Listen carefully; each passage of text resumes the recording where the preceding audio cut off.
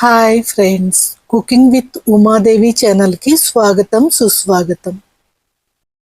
ఈరోజు మనం చాలా హెల్త్ బెనిఫిట్స్ ఉన్నటువంటి మునగాకుతో టమాటాలు వేసి ఈజీ అండ్ టేస్టీగా చట్నీని తయారు చేసుకుందాం. ఈ చట్నీ కోసం మునగాకును తెచ్చుకొని దానికి కొమ్మలు లేకుండా చేసుకోవాలి. లేత మునగాకు అయితే బెస్ట్. అది దొరకకపోతే మామూలు మునగాకు కూడా వేసుకోవచ్చు. దీన్ని శుభ్రంగా కడిగి రెడీ చేసి పెట్టుకోవాలి. ఇప్పుడు స్టవ్ మీద ఒక ప్యాన్ పెట్టుకొని అందులో అరకప్పు దాకా శనక్కాయ పప్పులు వేసుకోవాలి. ఈ శనక్కాయ పప్పుల్ని మీడియం ఫ్లేమ్లో కరకరలాడేదాకా వేయించుకోవాలి. మాడకుండా మధ్య మధ్యలో కలుపుతూ వేయించటం వలన పచ్చడికి చాలా టేస్ట్ వస్తుంది. ఫ్రై అయిన శనక్కాయ పప్పులు ఒక ప్లేట్లోకి తీసుకుని ఆరబెట్టుకోవాలి. ఇప్పుడు ఇదే ప్యాన్లో 2 టేబుల్ స్పూన్ల నూనె వేసుకుని అది హీట్ అయిన తర్వాత కడిగి కట్ చేసి పెట్టుకున్న 2 టమాటా ముక్కల్ని ఇందులో వేసుకోవాలి. తరువాత మునగాకును కూడా వేసి కారానికి సరిపడా పచ్చిమిరపకాయలను కూడా వేసుకోవాలి. ఈ మునగాకు మనకి ఎక్కడ చూసినా దొరుకుతుందండి. దీన్ని రెగ్యులర్గా మనం వాడుకుంటే రోగనిరోధక శక్తి పెరుగుతుంది. ఈ ఆకులో యాంటీ ఆక్సిడెంట్స్ పుష్కలంగా ఉన్నాయి. షుగర్ ఉన్న వాళ్ళకి బెస్ట్ మెడిసిన్. ఇంకా కొలెస్ట్రాల్ లెవెల్ని తగ్గించి హార్ట్ హెల్త్కి చాలా ఉపయోగపడుతుంది. మునగాకు ఇంకా డైజెషన్కి చాలా హెల్ప్ అవుతుంది.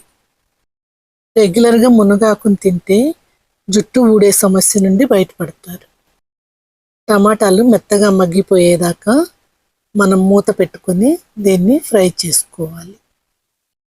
మునగాకులో కాల్షియం అధికంగా ఉంటుంది, అందుకని ఎముకలకు కూడా చాలా మంచిది.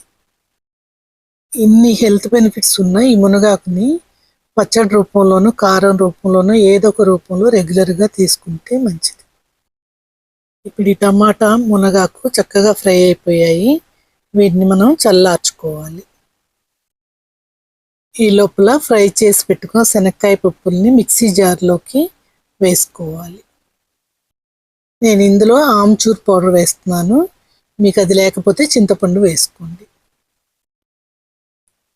ఇందులో జీలకర్ర 1 టీ స్పూన్ వేసాను. ఆ తరువాత దీని టేస్ట్కి అనుసారంగా సాల్ట్ వేసుకోండి. ఇప్పుడు ఈ మొత్తాన్ని మిక్సీలో గ్రైండ్ చేసుకోవాలి. గ్రైండ్ అయిన మిశ్రమంలో చిన్నుల్లిపాయలు వేసుకొని ఒకసారి గ్రైండ్ చేయాలి. ఆ తర్వాత ఇందులో చల్లార్చి పెట్టుకున్న టమాటా మరియు మునగాకు పచ్చిమిర్చిని వేసుకోవాలి. ఇప్పుడు ఈ మొత్తాన్ని వేసి మనం మెత్తగా పచ్చడిని గ్రైండ్ చేసుకోవాలి. గ్రైండ్ చేస్తే చట్నీ ఈ విధంగా వస్తుంది. ఆ తర్వాత అదే ప్యాన్లో నూనె వేసుకుని తిరగమాత గింజల్ని వేసుకోవాలి. ఈ తిరగమాత గింజలు కాలేలోపు నా వీడియోస్ మీకు నచ్చినట్టయితే మా ఛానల్ని తప్పకుండా సబ్స్క్రైబ్ చేయండి. అలాగే లైక్ ఇంకా కామెంట్ చేసి మీ ఫ్రెండ్స్ అండ్ ఫ్యామిలీ మెంబర్స్కి షేర్ చేయండి. తిరగమాత గింజలు కాలిపోయాయండి. ఇప్పుడు ఇందులో ఇంగువ వేసి ఆ తర్వాత కరివేపాకు పొడిని వేస్తున్నాను. మీ దగ్గర ఫ్రెష్ కరివేపాకు ఉంటే అది వేసుకోండి.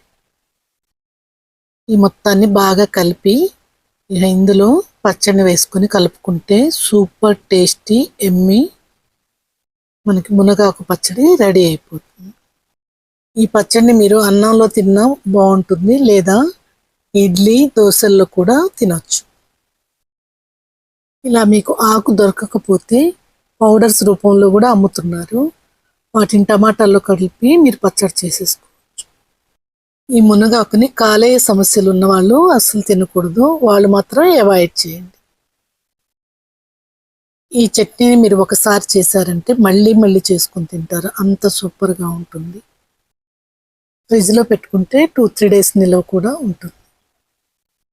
ఈ టేస్టీగా ఉండే మునగాకు పచ్చడిని ట్రై చేసి ఎలా కుదిరిందో నాకు కామెంట్స్లో తెలియజేయండి. Thank you for watching my video.